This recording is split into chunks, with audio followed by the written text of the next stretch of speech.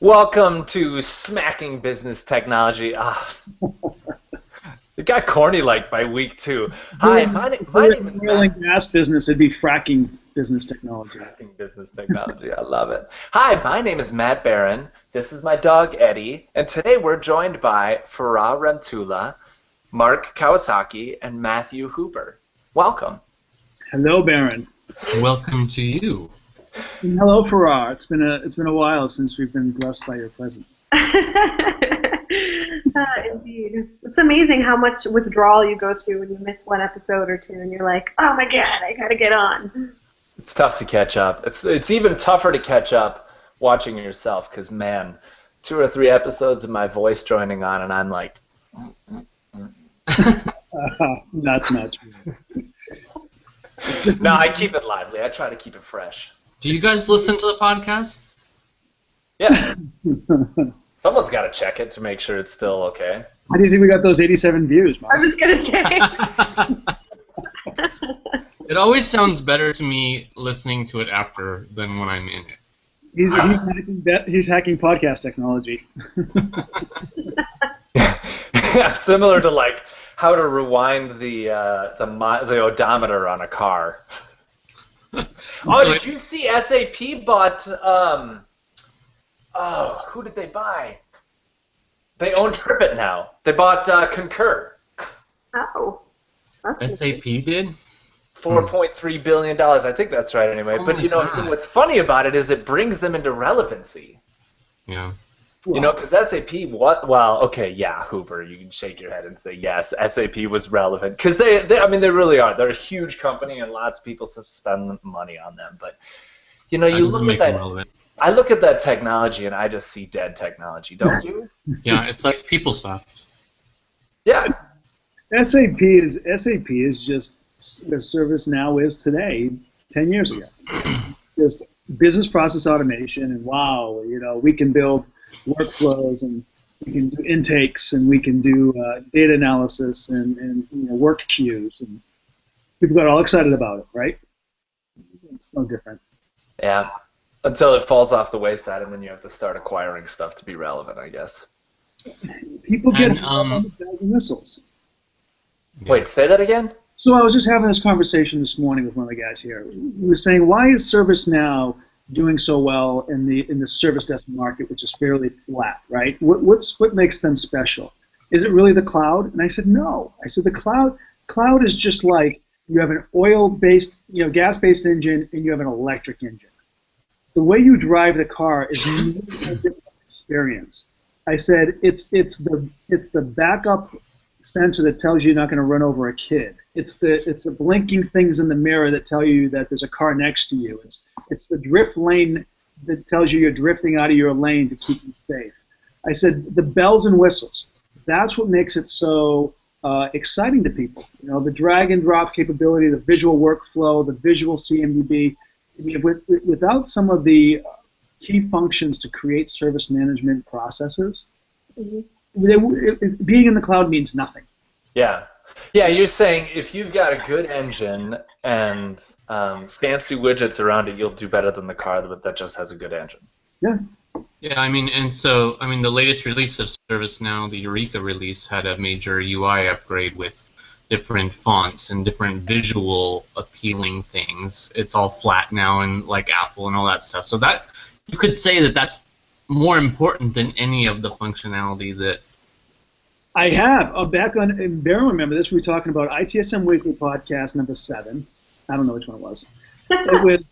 We were talking about utility and warranty and how important those things were. And I said, forget all that. It's about aesthetics. Mm. And I remember Linda King from G2G was like, yes, you're absolutely right. People get caught up in the aesthetics. If it looks great and it marginally works, people will suffer through it. And if it works great, it looks terrible.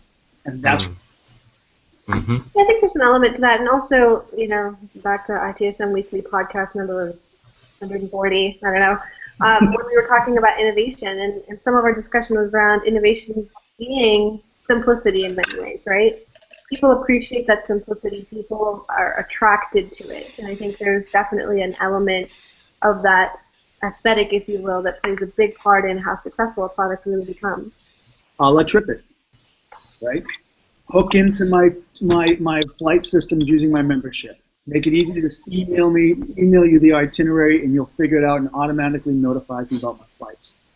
If it was any more difficult than it is today, I would absolutely not use that product. Or SAP, you know, send me a CSVs of software licenses you're going to import. They'll just handle it. Not.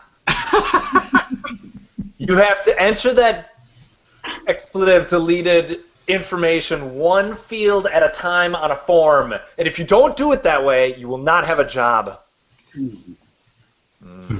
It's interesting to sit in a room of people at the start of an automation project. I tweeted this today.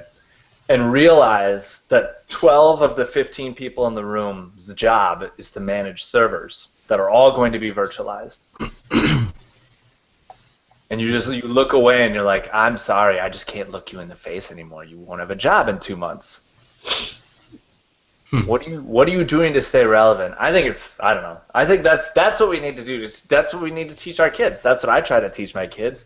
I had a kid in here in my office the other day, and he looks at my standing desk and he's like, God, what do you do for a living? He's from Spain and he doesn't speak English, so this is all through translation. But and he saw the Wacom Cintiq. I've got like this drawing tablet on the desk in front of me, and I'm going to pull everything apart on my desk now.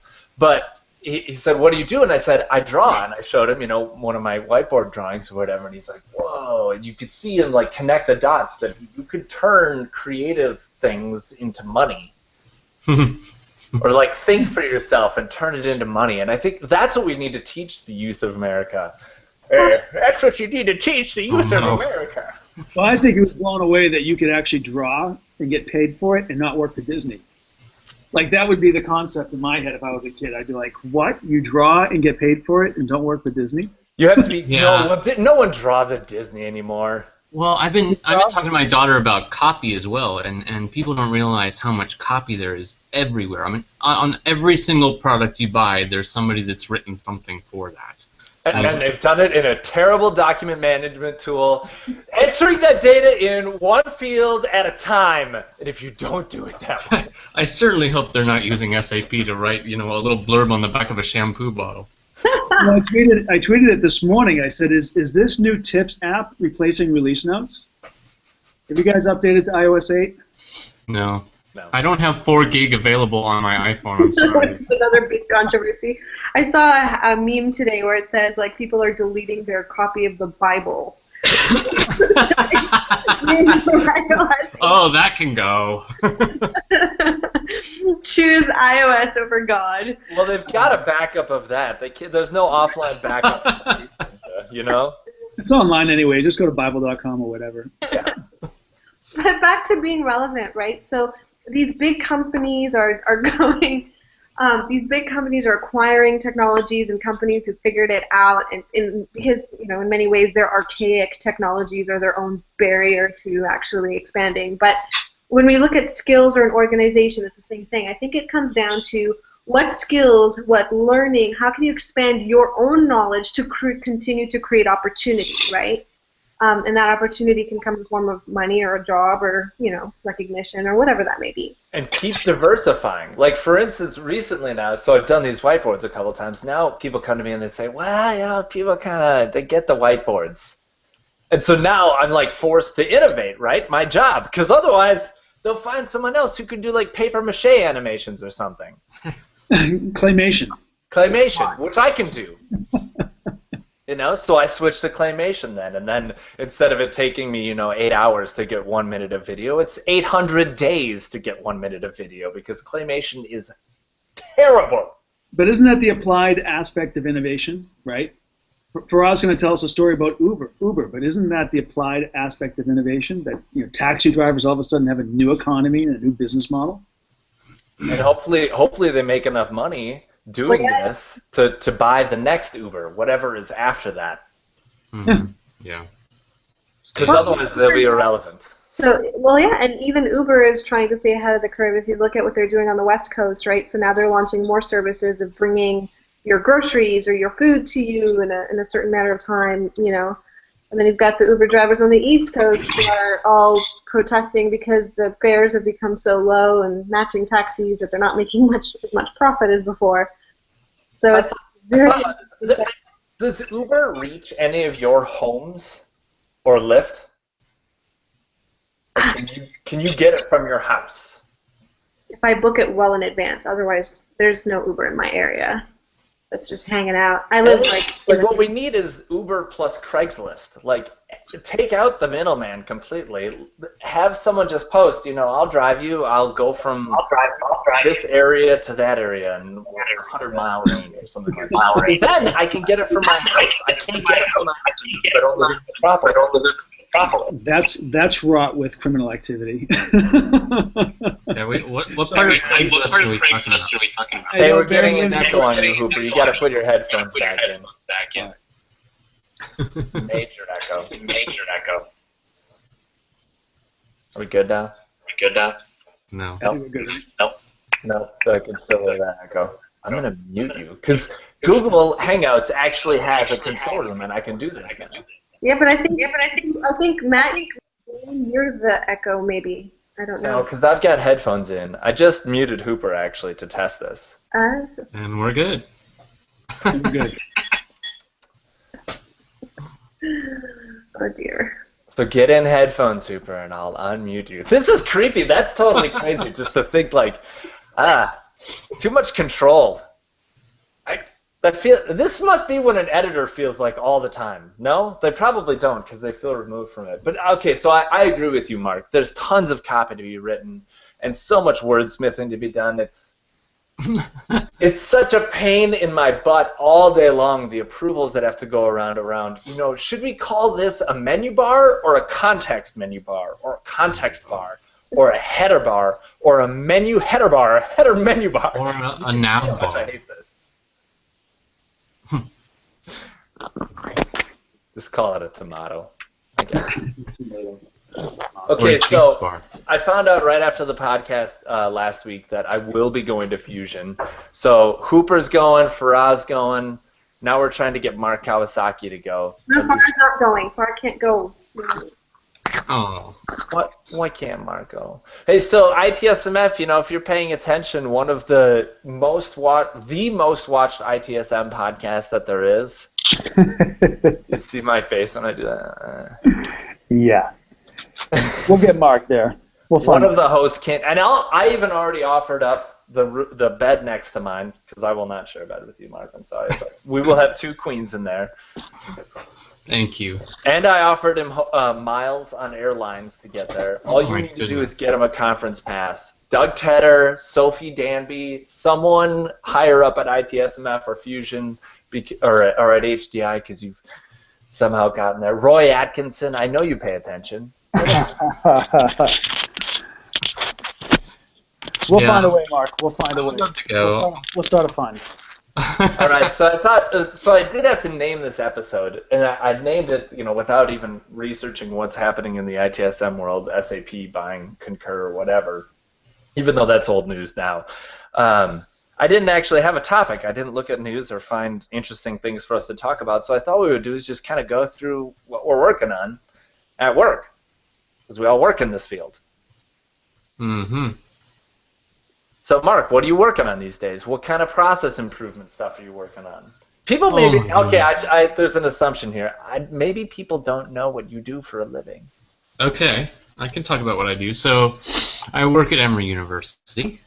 I work on ITSM in a lot of different areas, but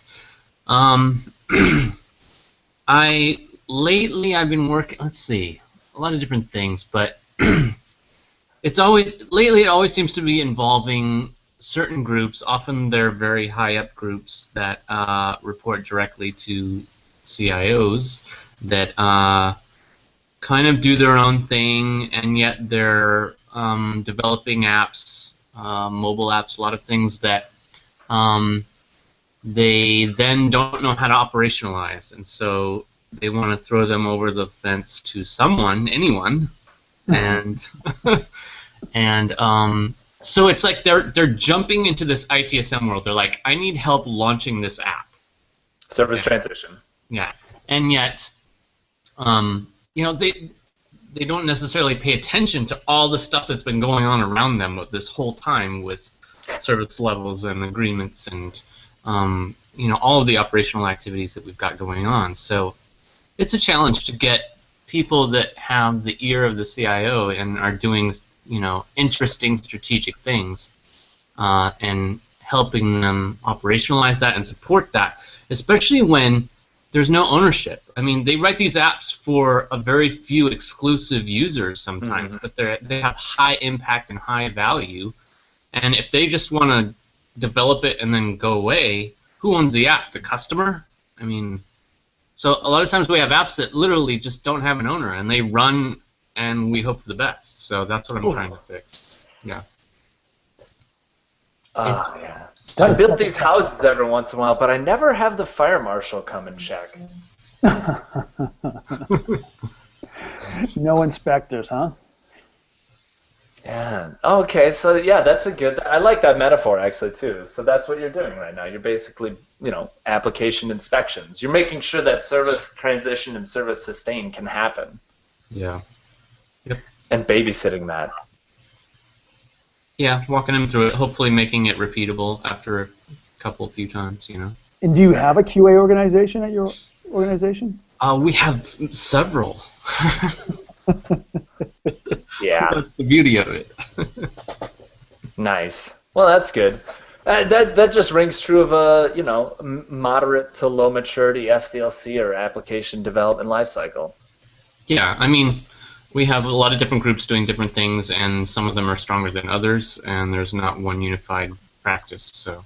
Yeah, unification. Okay, Farah, what you on these days? I mean, if you can talk about it, because I never know. I think, aside from our client, obviously, the client work that we do around implementation of service management, I think the big thing here is, the focus for us as a firm has definitely broadened into moving beyond service management into the concept of enterprise service management. And what's still so surprising is that so many organizations are still trying to figure out the basics, right? So from a cultural perspective, from IT coming to the realization they don't have to be at the core of everything, that's hard stuff to actually market and sell. And so when we look at some of the fundamental issues, and it's interesting because we have an opportunity to talk about all these forward-thinking ideas. There's a few of us in our community who I think really get it, but it's the same barrier. We know where we need to go. We know what we need to do to become more relevant. We know that the basic relationship between the IT and the business has been strained, if you will, and we've had platforms and frameworks and ITIL and COVID, all these things tell us all these things, but yet so many people just don't do. So how can we break out of that? I think that's been an internal mindset. We're looking at developing IP, also training our internal folks on how to have that conversation, but even getting organizations to think outside the box, that maybe you should focus on HR business processes first, because that's where the most value is before you even worry about next level knowledge management for IT, right? So that I think is one big factor. The other is around SDLC, the SDLC process, right? So many organizations have these complex, kind of like these big app companies, right? The SAP, we have big archaic technology, same thing. We have big archaic waterfall, processes, and we want to be all agile and cool and do more in less time and improve quality, but they have no clue where to start. So it's really been fascinating to work with some organizations with some true commitment and excitement to break out of that shell. And dude, you're working on heavy stuff. That's crazy. You're trying to change you're trying to change what you do. Well, absolutely, and I think that it's big undertakings. But I'm excited because for me personally, it's an opportunity to do these in high-impacting organizations, so you have a success in yourself, Yeah. And I think plus it's creative. Your pressure thing, right? The more that the bigger organizations start to do some of this, I think it'll start, hopefully, becoming more infectious, and we'll see it, ripple to other organizations. Yeah. It's good on you for having that perspective, because I would imagine that any kind of contract that you have for the work that you're doing may not include a lot of the things you just said. Not much innovation in an SOW these days. Not much innovation in a RFC these days. Request for bid, RFB, RFP, whatever. RFPs. RFBS is what it is. Request for a bunch of junk. Seriously, if you want to write a good RFP, here's what it should say: you make us happy. Sign here. What I love is the RFI, right? It's request for information. So basically, give me all your intelligence and all your hard work and all your IP for free. And then you might get something. Maybe we'll give you a chance to quote on the project. Yeah, that's an interesting concept, especially when obviously a company doing things the right way these days wouldn't need to do any of that. No, absolutely not. Let's hope not, anyway. Jeez, just search for them on YouTube. You'll figure out all the answers, whether you want to work with them or not. Who put you working on these days? I get it, the framework and the Fritz and all that.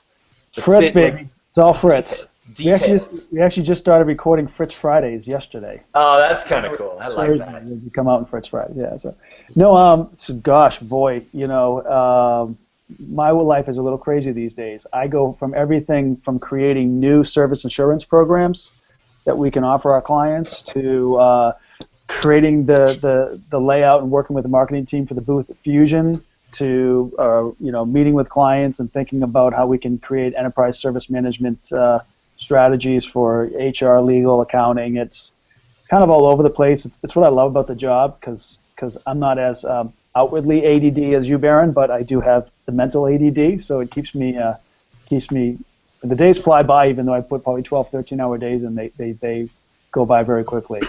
Nice. Yeah, you kind of stepped into a building that was either half built or half falling down or whatever you want to say.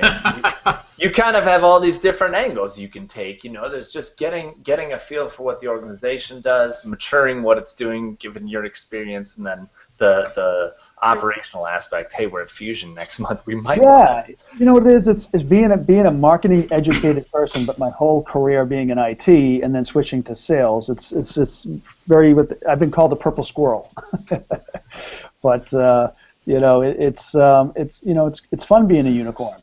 Yeah, it is sometimes. It can be risky to be a unicorn too. But the thing is that if one magical land doesn't like you very much as unicorn, there's several other magical lands to choose from. Here we go. Lesson number 2: how to stay relevant. Be the unicorn. Yeah, don't get shot and mounted. People want to, they just want proof that you exist, so they try to shoot you and stuff. So is that a non-compete? The equivalent, like clipped your wings. You can't go to another magical kingdom. We took the metaphor too far. Right now, I'm working on because no one asks me these questions, but I feel like I need to answer it. So I don't know why. Of course you do. I'm working on. What is it you say you do here, Baron? I sleep a lot. I pet my dog. It's very relaxing. A podcast. Actually, what's funny is this is actually like my lunch break on Fridays. I don't actually get paid to podcast anymore, which is unfortunate. The CEO just didn't see the same vision that I did for hacking business technology. I guess maybe he's right, maybe he isn't. I don't know. The thing is, you work for a business technology firm. You say hacking business technology. It sounds like. Careful, he could watch this show. I guarantee. Well, no, I shouldn't guarantee anything. We should have agreement that we won't hack each other's businesses. That would be. I won't. I have no time for that. I just don't have the time for that. Okay, so what I'm really working on is training for 2 programs that are in their go-live state. One is a healthcare firm, and then the other one is a huge energy company. And what we're doing is we're building these CBTs, and it is about ServiceNow because they both chose ServiceNow. But you click through. Like you have to click through you have to create an incident and fill in the right fields, and then there's someone voicing over saying, well, don't forget that required field, and don't forget that required field. Oh, did you notice you can attach an incident over there? Or add an attachment, and then you have to go to close, and here's where all the states change and everything. It's mind-numbing because I've done it 1,000 times, and ServiceNow, it's pretty decent out of box. You don't have to change a lot of stuff, but it's just I'd keep creating incidents over and over. And what's really bad is I got through this one. It was 430 steps long for the CBT, and I get to the end and I noticed that the entire thing was created with a change that had a short description that was spelled wrong. That's the real world, though, man. Come But on. you know what you do, Baron? This is when you say, well, I did that on purpose to protect our IP, so if someone steals it, I can prove that it was ours because we purposely spelled it wrong. That's a little marketing trick for you. You know what I would love to see, Matt? I would love to see your drawings as like knowledge pop-ups when you hover over things in a tool. Huh. Yes. So awesome. That would be really cool. Like, I mean, knowledge presenting itself as you're working through without having to look for it, but in little cute Hackathon, drawings. A15. Yeah. Yeah, it wouldn't be that tough. I mean, you already get it when you roll over the information icons. I don't know. The thing is that so many people would want. I don't know. The problem is that, and we do this all the time in IT. You see this all over the place in IT. We want everyone to fit into this process. We want everyone to fit into this efficient. If we deliver SDLC, we pitch a project, we scope it, we do process establishment, we do tech requirements, tech design, training, UAT, delivery, go live. Can't we just change the company name and just do that 30 times? I don't know. I mean, why not? We talked about that before. We talked about coming up with a tool that's not configurable at all, right? Everyone's a special snowflake. I don't know. I mean, that's what you get when you use Apple, right? You're agreeing to do it their way or not do it at all. That's right. Or spend a lot of time and buy an SDK. The SDKs are still extremely strict. Yeah. I don't know. I think. And this is why your podcast is not endorsed by your company that does customization. Thanks a lot, Mark. No, that's fine. No, I think we kind of see it the same way. And the thing is, here's what it should be. Right now, you can buy ServiceNow, right? You buy $300 per user per month, and you got a Create Now license. You could custom app the heck out of that thing. You can do whatever you want. You own a Ferrari and you can drive it, right? But what if you could pay $150 a month and it's all pre-built for you? You can't change anything, but it works. Yeah. It fits your process. I mean, wouldn't people like that cost savings? Yeah. I don't know, and I think that's kind of where you get to. That's what I'm saying. So ServiceNow is like the Android of tools, right? We need the iPhone. Yeah. No. See, I think the thing is you have to remember what technology's purpose is. Technology's purpose is always improve efficiencies, remove the business or personal constraint, right? Right. And what has happened with the iPhone is they removed enough personal constraint, such as instability, application issues, application functionality and availability. Now, those are personal constraints that you had with other mobile platforms, so that's why they took the market. Now, here's a perfect example. I was with at lunch, and one of the women was saying she doesn't have an iPhone anymore because when you drop them, the screen cracks. And her Samsung whatever can be ridden over by a horse, and it doesn't crack. Now, that's a personal constraint, right? So your market share is always by what personal constraint or what business constraint are you removing. And to have something that's not customizable, because the iPhone's very customizable. You can't configure a lot of things, but you can put whatever app you want on it, right? Well, as long as it's approved by Apple according to their standards. So it's customizable enough, right? There's enough removal of the business constraint or personal constraint. Right. A million choices, but they're all out-of-the-box choices. Sure. And you get the same thing with an automaker, right? You can customize it to a degree, but where is it located and how much will it cost more to ship it? And if you do get it and then you go custom, truly custom, well then it voids the warranty and all these other things. I mean, it's all cyclical. I love these Papa Hooper moments. Yeah, and you see companies that are doing that. I've seen a few at the, I think it was last year's Fusion conference, if I'm not mistaken. One of the vendors was marketing an app, like an app store type thing, where you buy an app and they'll install it on ServiceNow. So I think ServiceNow becoming that platform, this is what some of the partners are. But that only works when you have a whole ecosystem that's it's bound not by an those ecosystem. constraints. Yeah, I mean, you can buy one of those apps, but there's a small chance that it won't work because Well, and you've the already. thing is, it's sort of like what we wanted Share to be, or ServiceNow to be 7 years ago. Don't get too big. Just give them a good, consistent platform that looks great. And then if people want to, buy Incident or whatever as an app, it just needs to fit within these standards, right? And then it'll be easy to upgrade. All the existing customers can just do an upgrade. Buying a newer, upgraded version won't cause any issues. It's the ecosystem that you need. Yeah, again, let's face it. I mean, ServiceNow until Eureka, their creating forms and fields was terrible. I mean, Numara Footprints was better. Yeah.